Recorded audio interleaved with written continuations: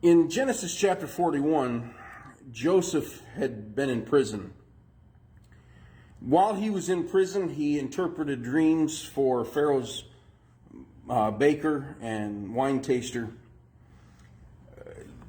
He interpreted them. One was killed. The other one was reinstated in his place, as was predicted by Joseph. And a long time passed by, almost 2 years, that Joseph has been waiting in prison for Pharaoh's cupbearer to remember that Joseph interpreted dreams.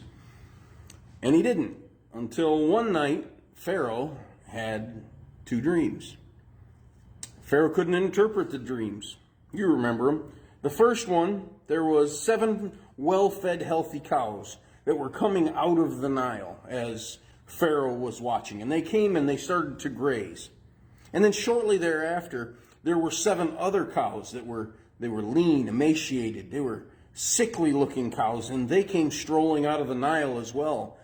Then, much to Pharaoh's shock, these emaciated, thin cows devoured these fat cows before his eyes.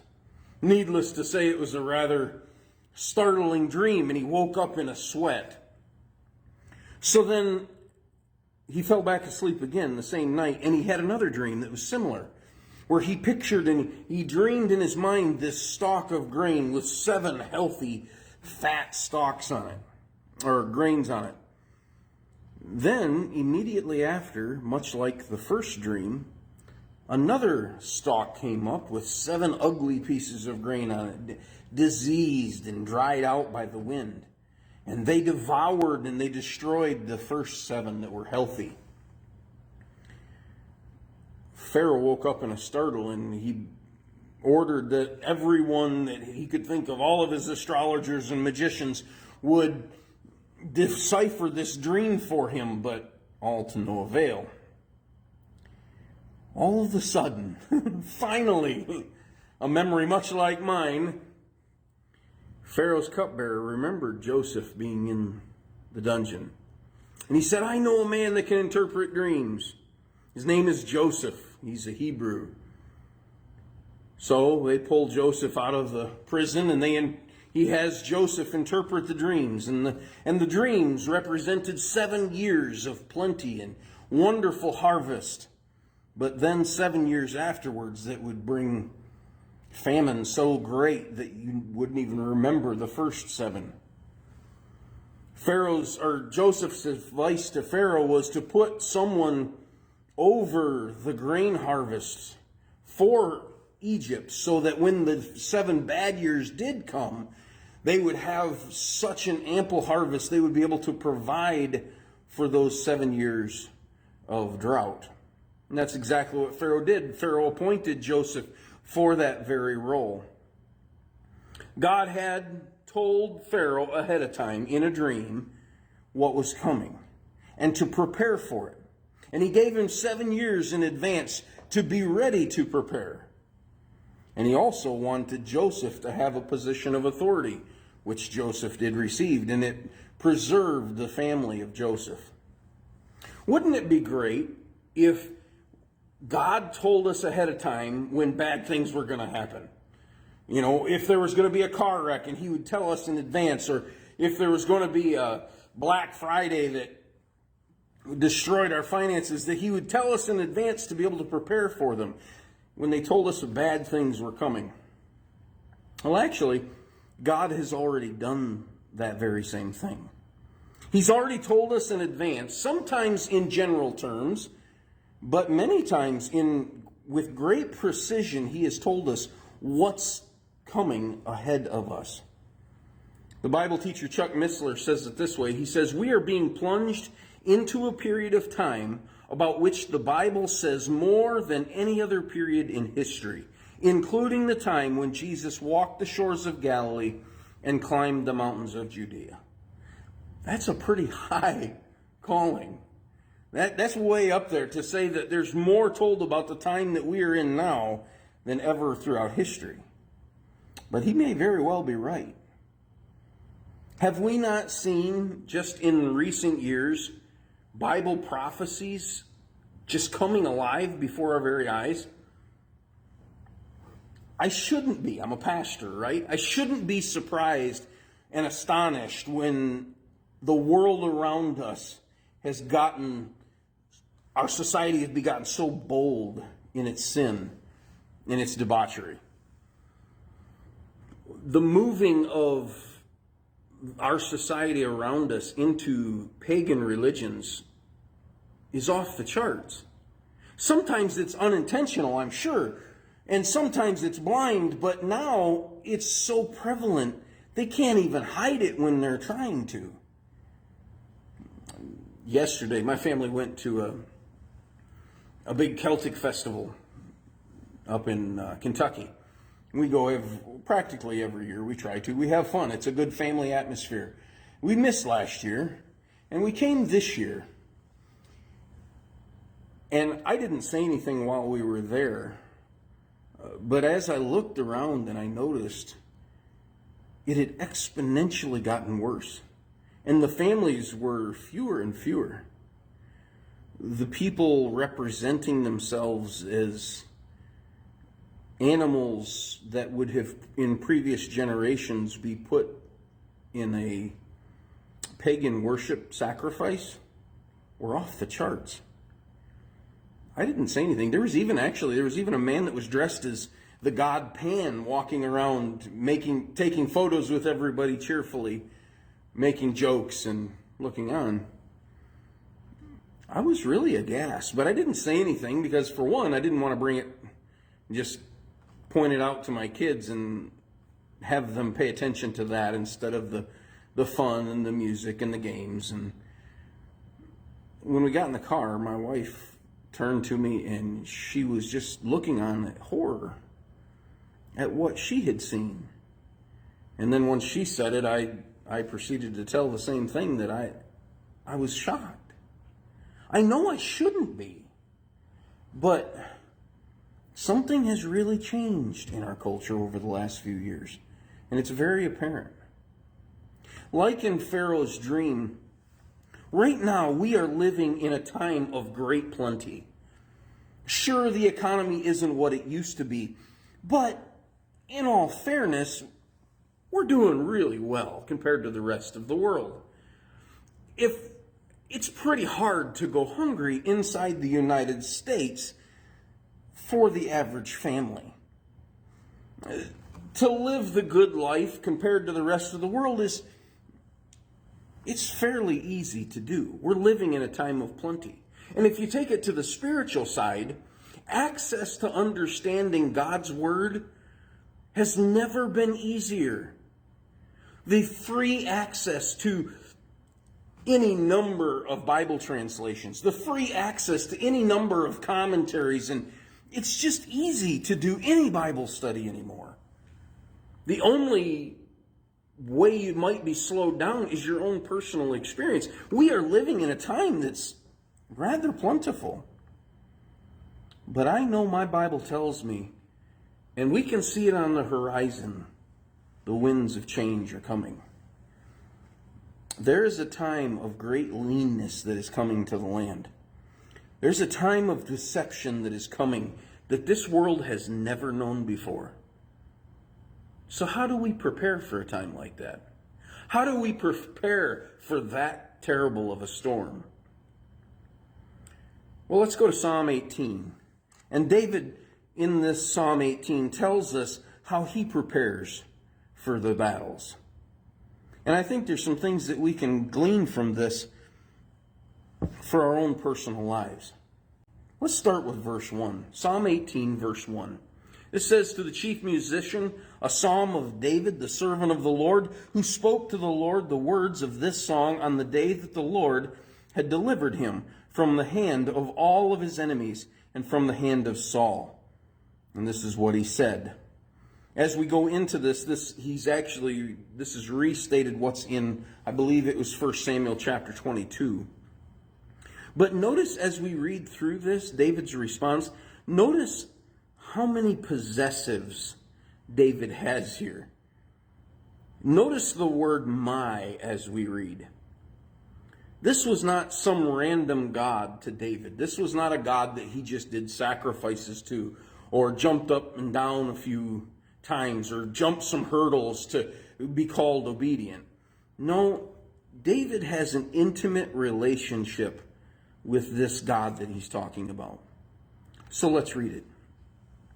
David says, I will love you, O Lord, my strength. Now, forgive the pause so quickly, but the word I will love you is a poor translation out of the King James for today's language. The I will love you means that it would seem like it's in the future for us. But in its actual context, what it's saying is, I love you, Lord, now. And he says, I love you, Lord, my strength. The Lord is my rock and my fortress and my deliverer, my God, my strength, in whom I will trust, my shield and the horn of my salvation, my stronghold. I will call upon the Lord, who is worthy to be praised. So shall I be saved from my enemies. So, as we start into this, he's about to talk about the terrible things that he had to go through in running from Saul and the Philistines and the like. Where did David, by his admission here, where did he place his trust? In whom did he place his trust? Well, it's an obvious answer, but he narrows it down and he's very specific about where he placed his trust.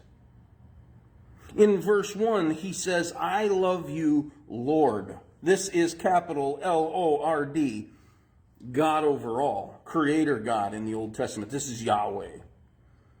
He said, David found his strength, and it came from the Lord. He didn't find strength in himself. He didn't find strength in the numbers that were with him. He had many men that joined his army. But that's not where he found his strength. His strength was found in God Yahweh and Yahweh alone. Notice also he said, the Lord is my rock. That word is the support. It's what you would put your house on. If you were going to build a house back then, instead of pouring a concrete foundation, they would take a cornerstone, they would take a strong rock, a solid rock, a big one, and they would put it on the corner, and then based off of that, they would build the rest of the house. And David here says, the Lord Yahweh is my support. He is my rock. He also says, he is my fortress. He's my stronghold. He's my deliverer. Notice each one of these is my. These are personal. My deliverer. David's way of escape in every situation that he faced was that God provided a way of escape for him. He said, he's my deliverer. He is my God. There's lots of gods to be worshipped, but in those other gods, they're never personal. They're never attentive, waiting for the prayers of their people. They're never in love for their people. These other gods have to be enticed and have to be pleased, and we have to do enough sacrifices. But the God that David is talking about here, no, this is a personal relationship. This is my God, my strength, in whom I will trust. He says this is my place and only place for trust. He doesn't trust in chariots. He doesn't trust in his own arms. He doesn't trust in the weapons or the people that are fighting with him. His only hope for salvation is who he puts his trust in, and that's God Yahweh. And then he says, the horn of my salvation. Now, when they did a horn back then, they were talking about going into battle. They would blow the ram's horn to signal that it's time to go to war. Isn't it interesting how David says that? And the horn of my salvation, the symbol of attack or being called into battle, that's what David calls his salvation. We often get it backwards. We think that our salvation is defensive, that, wow, we've been rescued from Satan and now we've got a protective wall around us and he can't get to us. But that's actually thinking of it backwards. Our salvation is a horn of attack. It is a signal call to go and fight the gates of hell that will not prevail against us, as we've talked about in Luke and in our Rabbit Trails Bible study.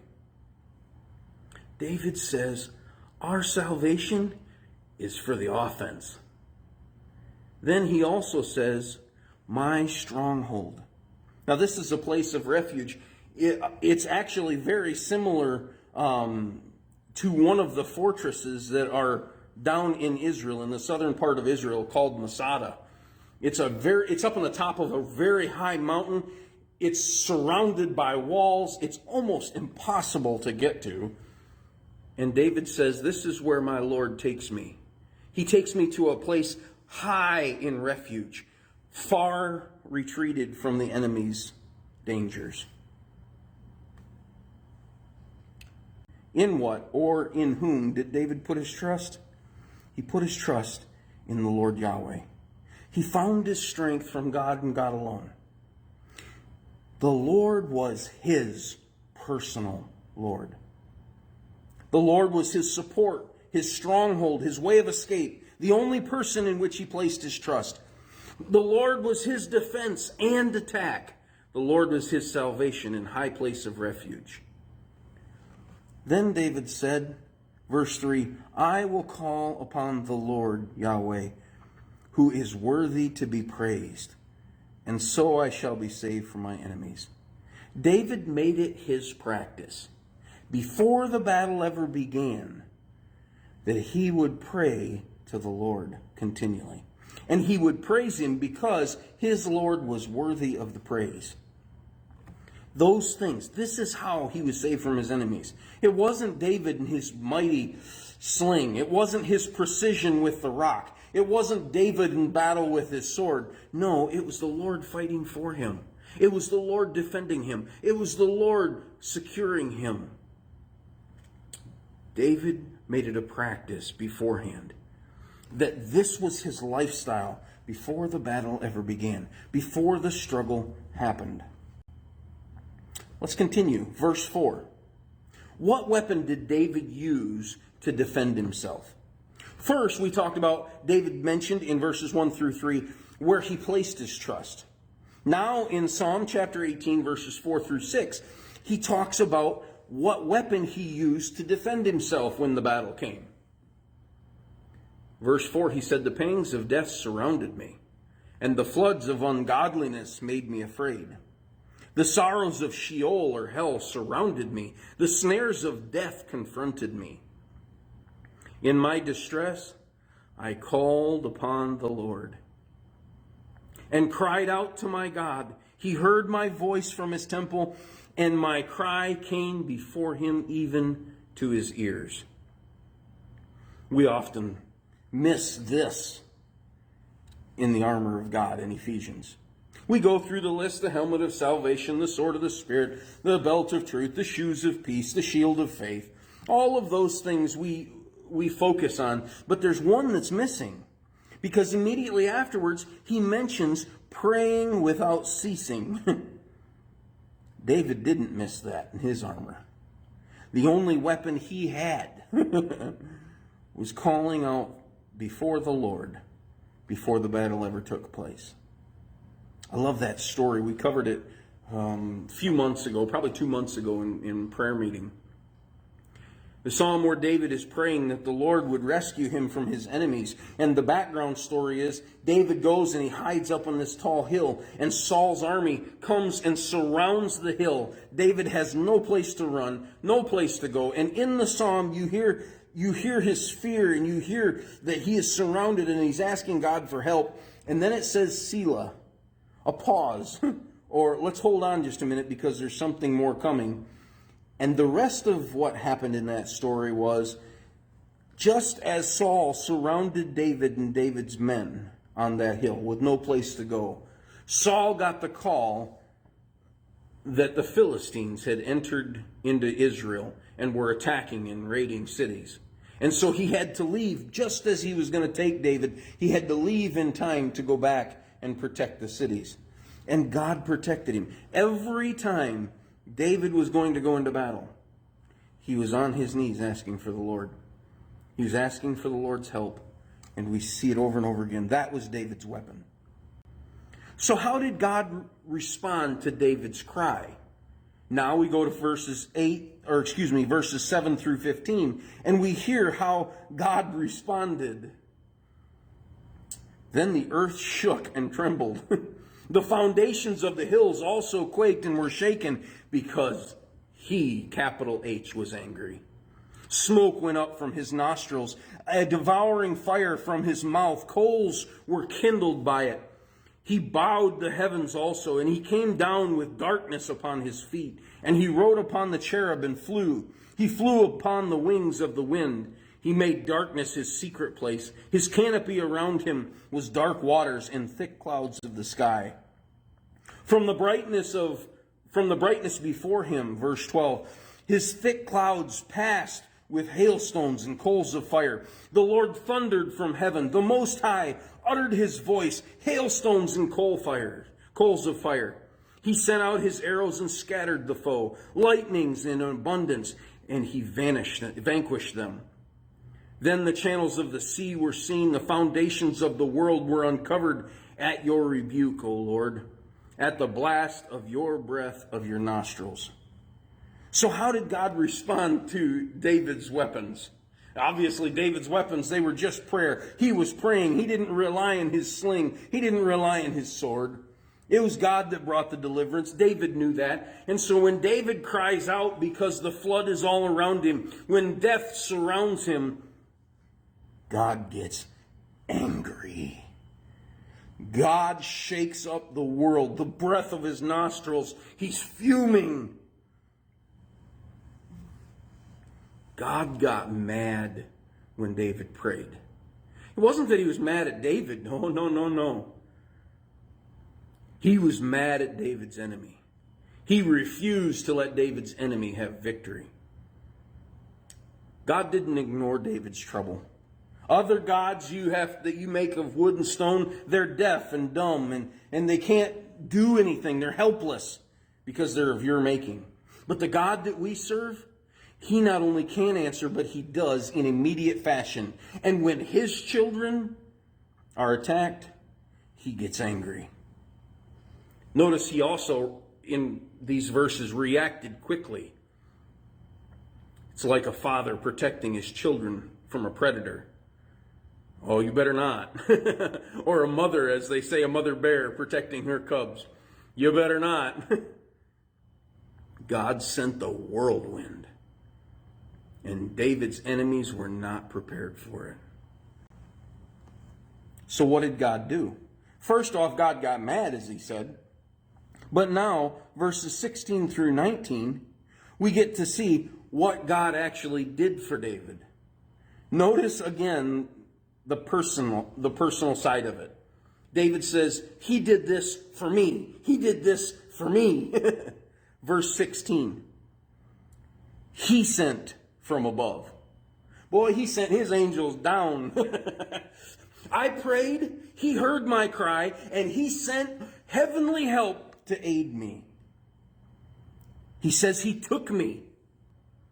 He drew me out of many waters. Time and time again, God rescued David. Verse 17, he delivered me. He was my place of escape from my strong enemy. He stole me away. He snatched me away from those who hated me, for they were too strong for me. They notice this, I love this. He said, notice what they do in verse 18 and then what God does. Verse 18, David says, they confronted me in the day of my calamity. But the Lord was my support. They confronted me. They showed up. They wanted to fight. They came chin to chin. But then God pushed me out of the way and stood in between. What are you going to do? Verse 19. He also brought me out into a broad place. He delivered me because he delighted in me. Not only when we call out to God as his children, does he get angry when we're mistreated, but he quickly comes to our side.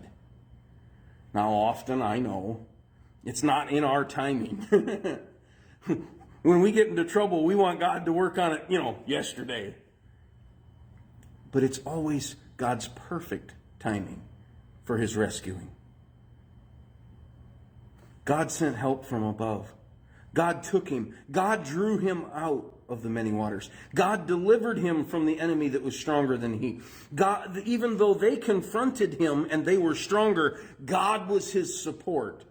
And he brought him out to a wide, safe place. So what part did David play in his own rescue? Now, I know there's already going to be people getting mad over this. You don't have any help in your salvation. You don't have any works in your salvation. It's true. All of our works for salvation are as filthy rags. It is by his grace and his grace alone that we're saved. But once we're saved, we are to be working out our salvation. This is exactly what David was doing, and God was rewarding him for doing so. Notice how David says it, verse 20. The Lord rewarded me according to my righteousness. The Lord rewarded me according to my righteousness. According to the cleanness of my hands, he has recompensed me. For I have kept the ways of the Lord and have not wickedly departed from God. For all his judgments were before me, and I did not put away his statutes from me. I was also blameless before him, and I kept myself from iniquity. Therefore, the Lord has recompensed me according to my righteousness, according to the cleanliness of my hands in his sight. For one, David didn't run towards trouble. Did he get in it? Yes. After he wrote this psalm, there was the whole mess with Bathsheba, and it was exactly the opposite of Psalm 18. David had some trouble because he ran towards sin. But before this, David ran from sin. He ran from getting in trouble. He kept his nose clean, and God rewarded him for it. Sin always brings destruction. But sometimes, even when we are doing the right thing, other people's sins bring havoc to our lives. It's then when God fiercely, comes to defend his people and to vindicate us. You see, all of chapter 18 took place because David was living as he ought. More often than not, the reason we get into trouble is because we've stepped off in the mire and the muck. We've turned from the straight and narrow. We saw some flowers that looked appealing, and we turned off to the side. The problem was when we did that, we also received the destruction for those actions. But David doesn't here. David is awarded being saved because he was doing the right way. God always supports the righteous. He always rescues them with vengeance on the enemies. He vindicates those who are obedient.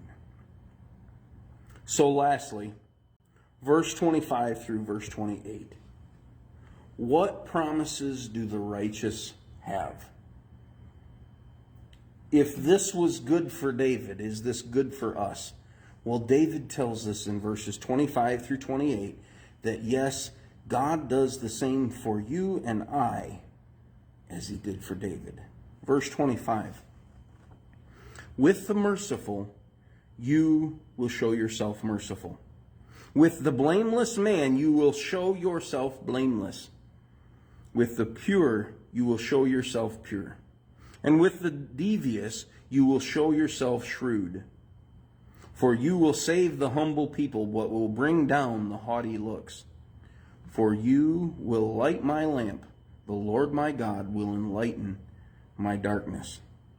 The promises for the righteous are that as we are being merciful to those around us, he will be merciful to us. As we are being blameless in our life, God will show himself blameless to us as well.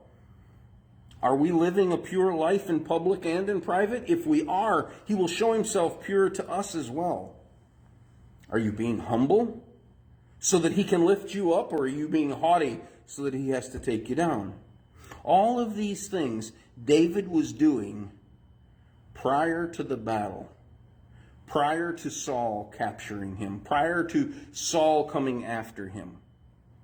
All that David is doing here in chapter 18 is in preparation. It is creating a lifestyle for the battle coming.